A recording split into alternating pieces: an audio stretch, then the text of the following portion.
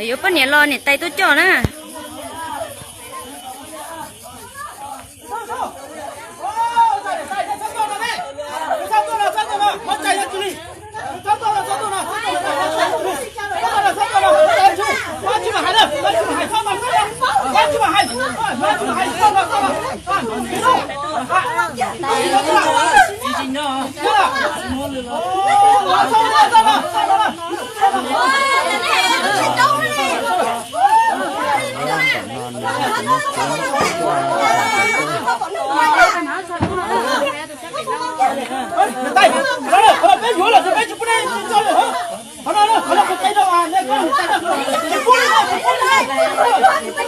tay tôi cho đặc ăn á lấy cả kia đi á lấy giỏ nhẹ để tay chụp yếu á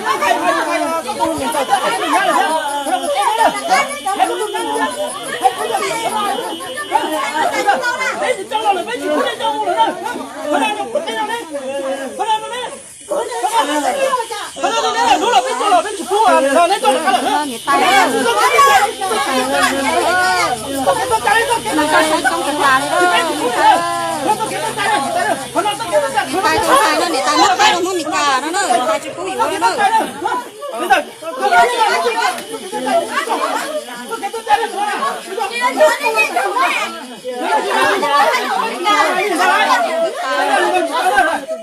tay chỉ cả chụp rồi yếu lên á, hàng cái tiền á, yếu cho đặc ai nữa.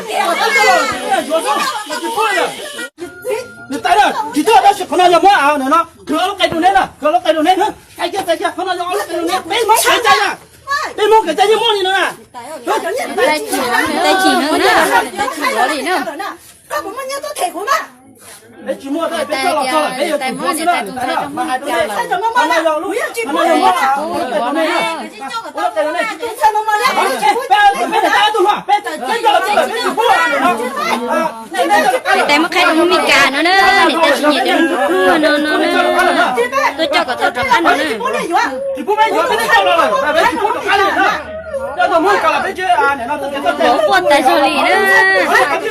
chip hạ nó còn sao lại chứ không muốn chip hạ tôi thể của ta nó có số tiền nó xếp nó bên chúng ta chặt nó một con tụ bên mà thả thằng khác nó nói cho này nó bóc cửa lúc tay đồ này nó chỉ nó giúp nó giúp hai chip hạ nó mới được nó giúp các bạn muốn chip hạ tôi thể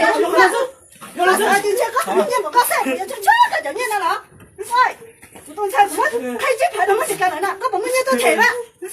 các bạn nhớ tôi chỉ của ta kia nó có số tiền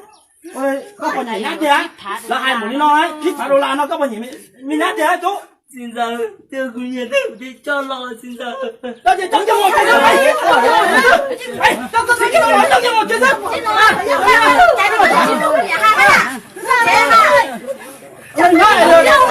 nó còn chạy nhung nhớ cho một cái nữa ta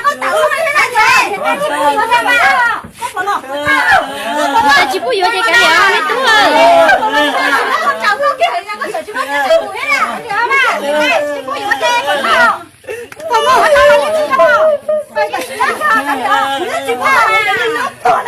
có gì hay mình tu có gì mình tu một chút có gì phải có Tay cho mù nữa.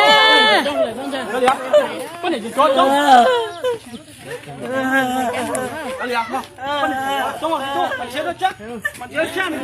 Này chỉ sai nữa, không mà tôi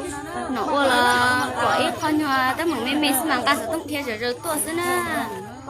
Tao muốn chỉ tôi nổ à, người ta trông trẻ nữa. Nhưng cái chỉ tôi chúng bổn nó đó, mới trong đâu mà nhưng mà cả sự tung theo rồi tua xí nữa. Để mong là mà thiết chuột tiệt tia đó, tao không tao nổ à.